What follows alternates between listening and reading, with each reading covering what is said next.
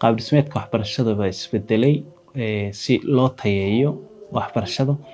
marka barbaarin baa jirta oo KG-yada oo class wax la dhaha lagu bartaa.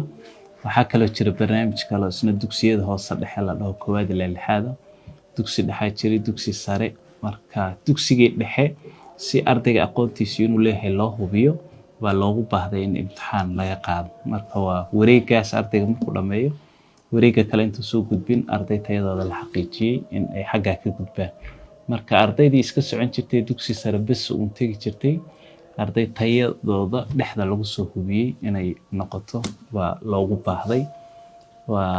waxaana keenay tayada waxbarashada in wax laga bedelo fikradii la isdhaafsanayay iyo qorshayaashii la dejiyay iyo siyaasadda qaab dhismeedka dhigtayba ayaa keentay. sanadkii hore maadaama qaab dhismeedku isoo bedelay wacyigelin baan sii sameynayna, waxaan lahayn sanadka dambe lixaadka imtixaan heer deegaana la qaadan doonaa. waqti xaadirkan 999 dugsi yaa imtixaanka lixaadka uu ka dhici doonaa. 999 ka dugsi meel walbo degmo walbo oo deegaankeena uu ku yaala imtixaanka maadaama ka dhacayo wacyigelin la sameeyay baa jiro.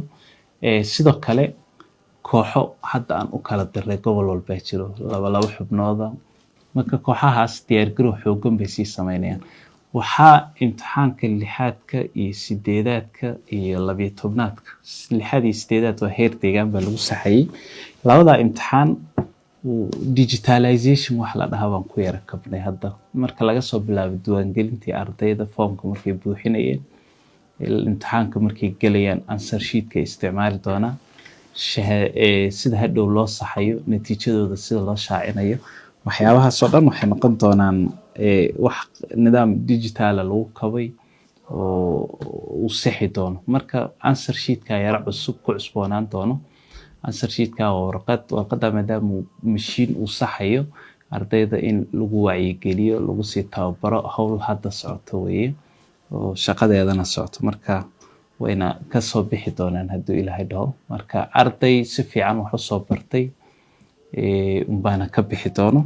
dadaal badan baa la sameeyay. khaladaadkii hore ee yara jiray ardayda meelihii ay fahmi waayeen wixii oo dhan in muxuu ahaa hadda la fahansiiyo. qaab dhismeedka kala duwan ee waxbarashada la isticmaalo, maamulada kala duwan iyagana la isticmaalo, waqtigan olole xoogan la sameeyo. awal waxay ahaan jirtay imtixaanka markii la qaadayo kaliya inay kooxaha baxaan, hadda laakiin way ka hormareen. waxay sii diyaarinayaan wixii imtixaanka u baahnaa. marka diyaargarow xoogan baa iyada socdo. qorshe ay halkan kala dhaadhaceen baa jiro oo ay fulinayaan mar walbana muxuu ahaa ay lagula xisaabtamayo.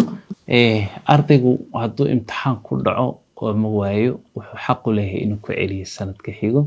marka lixaadka sanadkii u horreeyay imtixaan la qaadayo maadaama ay tahay ardayda ku hadha sida sideedaad iyo 12 ku celin doonaan marka ilaa ay ka baxaan.